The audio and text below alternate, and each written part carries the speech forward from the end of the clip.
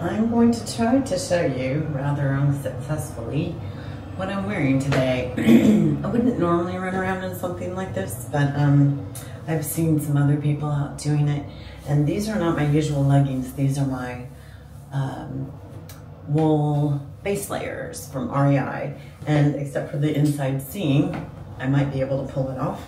But some leggings with a long sleeve dress and socks and walking shoes. Yeah, because there's a lot of walking that gets done here, and I do have really cute Jambu shoes that I can walk around in, but the cobblestones are hard, and it's better for my knee if I wear a brace, which I can hide underneath this, and my walking shoes. So off to Edinburgh, day 7 we go. Last night I took a little chance and did some curry, and it was pretty spicy, and I knew that it might tear up my guts, and it did. But we just got up and had a quiet morning, and took a pot of tea to the park for Spirit while the laundry was in. We're just going to walk around some today, go to a couple of museums, portraits, paintings, artist stuff, and probably have a short break in there, then go to the castle for apparently an hour-and-a-half long tour. Not really looking forward to it, but everyone says it's great. I'll get a lot of information, and I might stop for tea, but then deciding whether I want to do a literary pub tonight. The tour is supposed to be cute, very well reviewed. It's my last night. Tomorrow it's a travel day, and because I've put Sterling in as a day trip, we'll be leaving fairly early, and but that's tomorrow. It's 55 and overcast, which overcast is really nice here because when the sun's out it's intense and the winds are wonderful, but the sun is very strong. Always have your shades with you. Never know when you're going to need to pop them on. And onward, a week so far, only 6 more to go. And in case you're wondering, this is what it's like to be a service dog in a hostel. I travel with a cover so that his hair doesn't get on the bed in theory. And he's got his little elephant, and I've rearranged the room so that we're together but not together. The windowsills turned out to be a great desk, and I haven't had any problems with outlets because I travel with an adapter, and I can plug everything into one thing. I keep my stuff out, nothing's behind any doors, everything's visible, and tomorrow all of this gets packed up.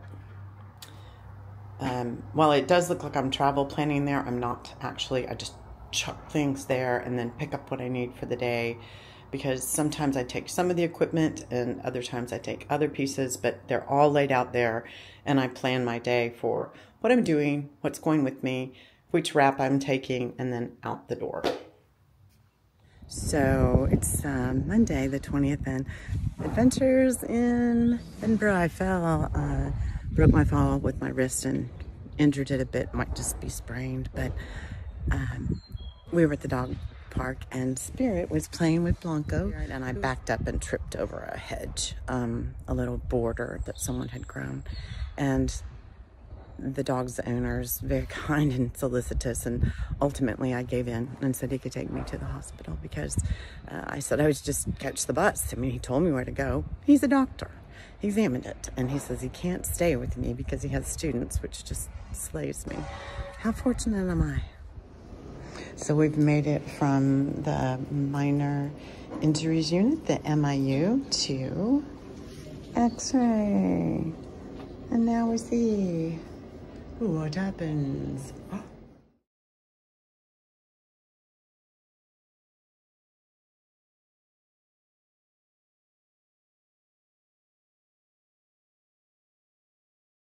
Many hours later, this is the scene of the accident.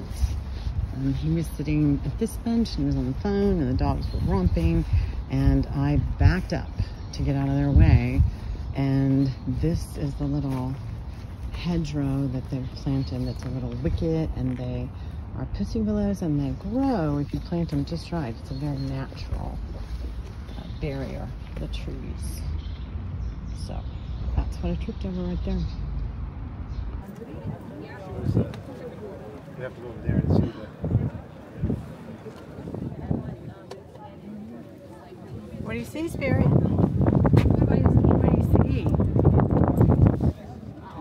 I picked this spot so he could see. Good job. Let's go see how they lived in a castle.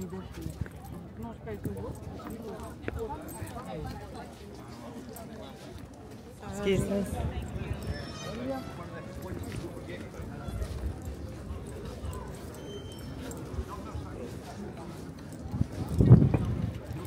War Museum has got number 5. Wonder how we missed 1, 2, 3, and 4.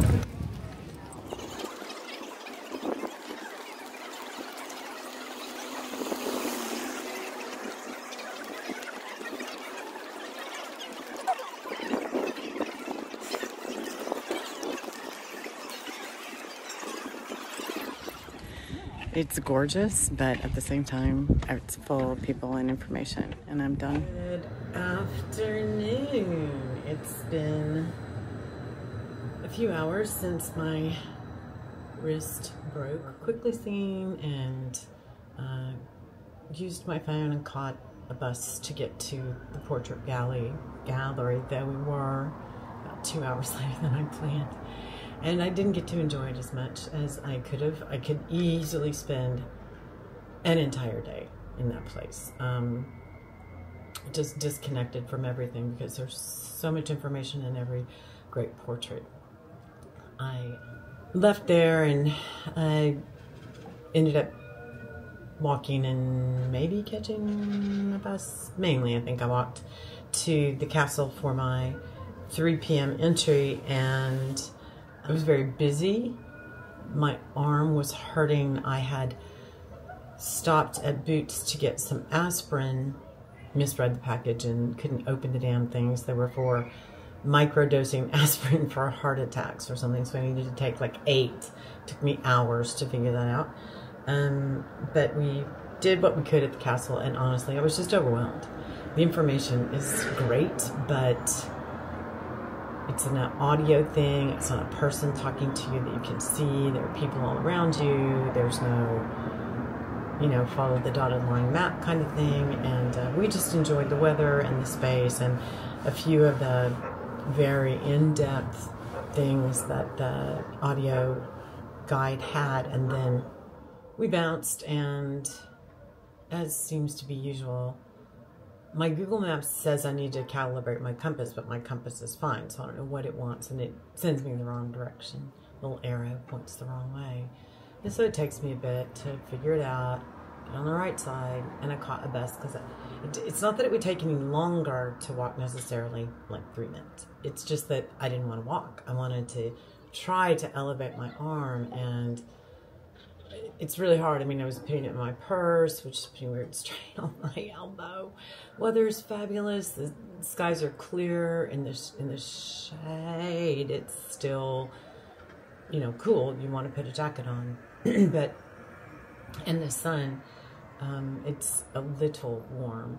It's late enough now. It's perfectly comfortable. And we got off the bus and I let Spirit go to the dog park, back to the scene of the accident, and then was trying to figure out how to ice this thing. They said it was a clean break and that it was not dislocated at all, and that it will probably heal without casting. It should just be able to be splinted for comfort and support and to not lift any heavy things. So I'll be creative about how I put my backpack on.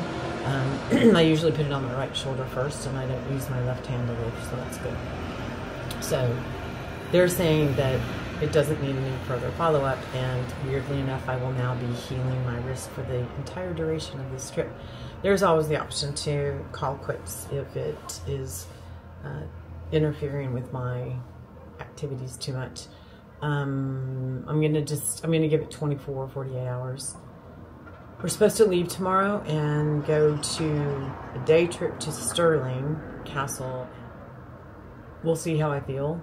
If that ends up feeling like too much to take the train there, get my stuff off, put it in storage, go to the castle and get my luggage and go back to the train and head on to Pitlochry. Or if I decide to skip Stirling, which I do not want to skip Stirling, it's really beautiful, but it wasn't worth like a 2-day thing. I don't know what I'm going to do, but I'm going to let this decide. And this is my American version of an ice pack.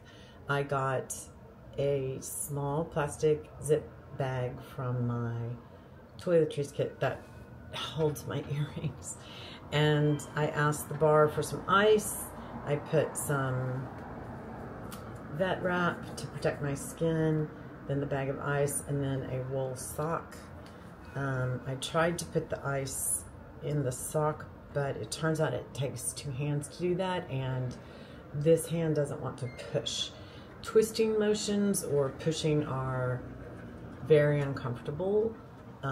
It's pretty swollen right now. It definitely, you can tell it's broken if we were to compare them, but I'm not going to compare them because I just wanted to keep some compression, ice, elevation, and see how this works. I even took some ibuprofen, so my stomach could be completely torn up, but I hope it does the trick. Onward, question mark?